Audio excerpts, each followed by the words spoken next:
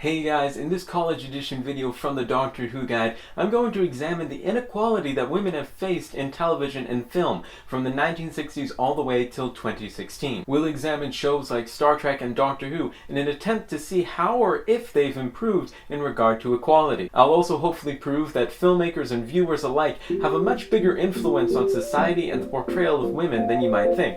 So stick around, because all that and more is coming up.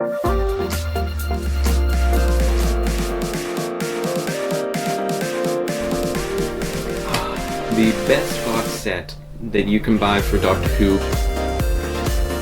Hey everyone, welcome to the Doctor Who Guide. My name is Alex Patterson and I'm your guide to the world of Doctor Who. It is my goal to expand your Doctor Who knowledge, your collection, and your connection with other Doctor Who fans. So if you're new here, definitely consider subscribing because I post guide videos, tips and tricks for expanding your collection, skits, and much, much more every single week. In addition to being an aspiring guide to Doctor Who, I'm also a college student, and so I've created this special video for a college course that I'm currently taking with Granite State College called The Media and Its Messages. And in this course, we examine the impact and influence that the media has on our lives, both as individuals and as a society. Have you ever wondered about the portrayal of women in films and in television shows like Doctor Who? If so, definitely stick around. Now I should mention that the examples I'll be sticking to are going to be from the shows Star Trek as well as Doctor Who. Media can take many forms, so if you have ever taken in the media...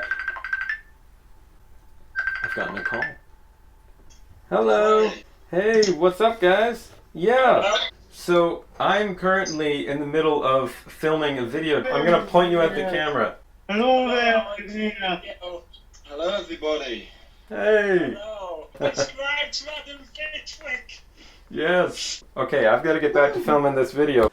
So those were just some awesome WhoTubers that I've gotten to know online. They have awesome channels. You should check out Aaron Ball's channel, All Things Doctor Who. It's an awesome channel. I've collabed. He's let me appear on it before. Adam Fishwick, he has an awesome Doctor Who channel, and that was his voice that you heard, as well as Charlie Turner. Doesn't have a YouTube channel, but he's just an awesome guy. Adam Charlton from The Geek's Handbag, and Alex Goddard as well. So check them all out, and I'll link to them in the description below. So anyway, the media can take many forms, and people who read, listen, or watch the media, and that's you and me if you're watching this video, then we build relationships and are influenced by the media that we take in its many different forms, from the physical, like books and magazines, to the non-physical, like radio and video. The media is constantly penetrating our lives. This article by Buzzle, which I'll link down in the description below, notes that one of the forms media can take is television and film. Now, I'm a huge fan of film and television, especially television. As you can tell,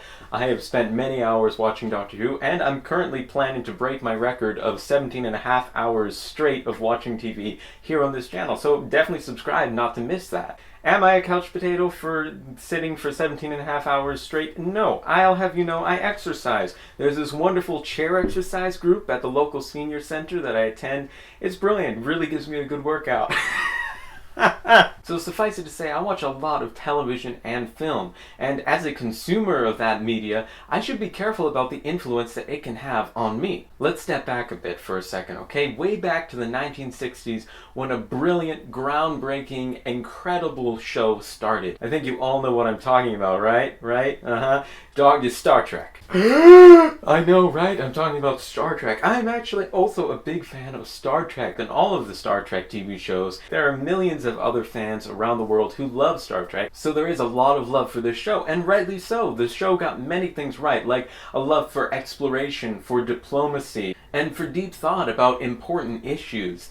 However, there were other things that it got wrong, including in part its portrayal of women. Most, if not all, of the female crew members of the Starship Enterprise were clearly clothed and placed there to be attractive to the male members of the audience. The costumes for the female members of the crew were meant to draw in viewers for the wrong reasons. There was only one female member of the main cast and the head crew, who was played by the incredible Nichelle Nichols. Her portrayal of Lieutenant Uhura encouraged and inspired many women. Even Lieutenant Uhura, however, was also dressed in a way that could be seen as objectifying to women. Here's the thing, suggestive costumes can encourage the objectification of women, as can a lack of main female characters who actively contribute to the plot. It can give the impression that women are there for looks and nothing else. Captain Kirk's actions and attitudes toward women, including falling in love with a different one every other episode, which is only a slight exaggeration, did not help. Now, even my own favorite television show, Doctor Who, isn't free from sexism and inequality. The show revolves around the main male character of the Doctor, who often travels with sidekicks or companions who are often female. In the 1960s, back when the show started, it was common for female companions to get captured and have to be rescued by their male counterparts. Female companions also became known for screaming quite a lot as well. In 1967, there was even a story called Fury from the Deep where the female companion at the time, Victoria, had her screams amplified in order to destroy the monster. Now, as you can hear, she did do that under a lot of duress. She was like, why are we doing this? And they're like, no! The plan is based on you screaming! So anyway, that shows just how far the stereotype went of the female companion screaming. They didn't hook up a male companion to a scream amplifier. And believe me, it wasn't because of the vocal things, because I can scream quite loud. Ah! Yeah, so that's an example for you. See? Nobody has an excuse. The 70s did a little bit better for Doctor Who, featuring female companions who were smart and brave, like the scientist Liz Shaw, as well as investigative reporter Sarah Jane Smith. Some of the female companions in the 1970s were even equal, if not superior, to the Doctor's own intelligence. I'm looking at you, Romana. However, even in the 70s, we see examples of female characters dressed for ratings. Take, for example, a companion called Leela. She was a savage Amazonian woman who was dressed in a skimpy leotard who traveled with the Doctor for quite some time. Come on, Doctor Who, I love you, but we need to stop portraying women as all beauty and no brains. Now, Leela did get smarter as the series went on. She was strong and she did stand up for herself, which was a nice change. However, even in the 1980s, female companions hadn't kicked the habit of screaming a lot.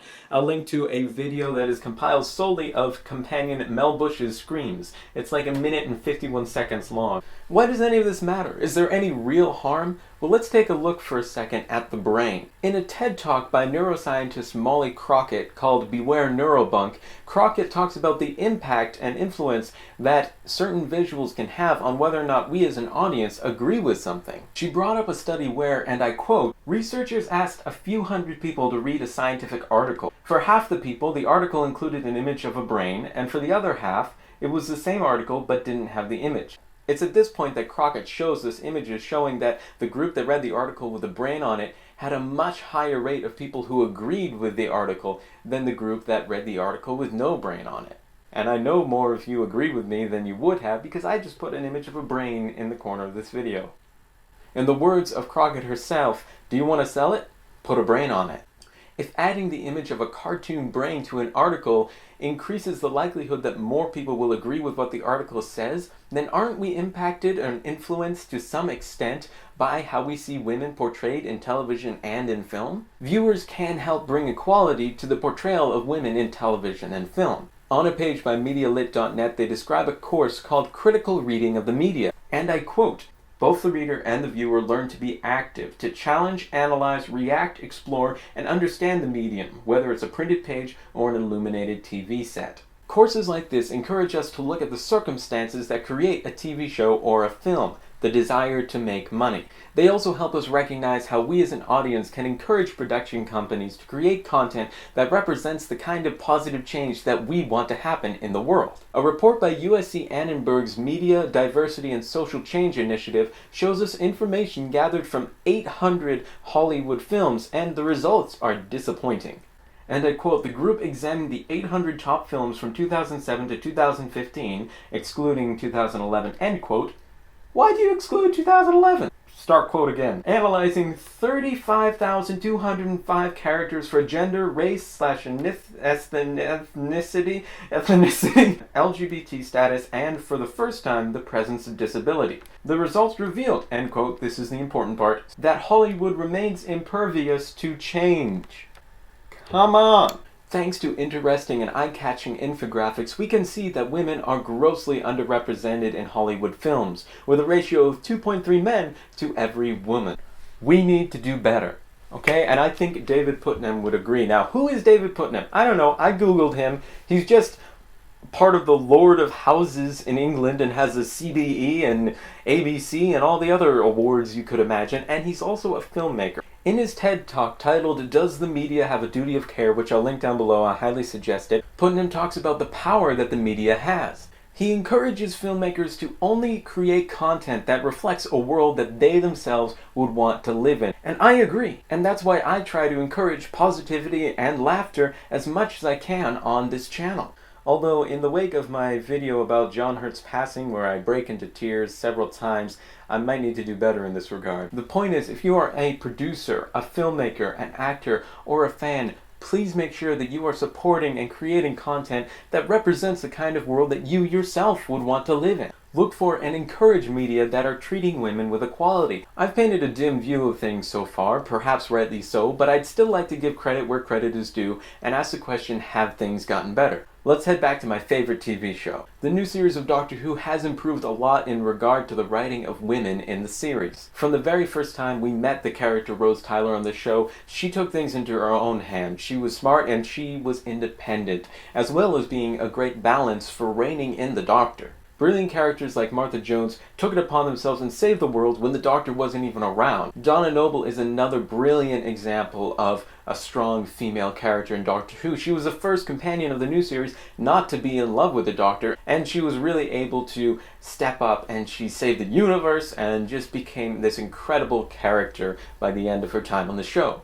Most recently, the character of Clara Oswald is another brilliant example. She was wise and tough, and she saved the Doctor tons and tons and tons of times. She took things into her own hands, even to the extent that some said that the show was more about her than it was about the Doctor. And of course, the incredible, irreplaceable role of the Brigadier, who was a recurring character from the 1960s. His role has now been filled in by the character's daughter, called Kate Stewart, and she's another brilliant example of how women characters should be portrayed in television. We even now have a female portraying the Doctor's arch enemy, the Master, and I don't know if calling her Missy was a step backwards or just cheeky, but yeah, Missy's now a character on Doctor Who.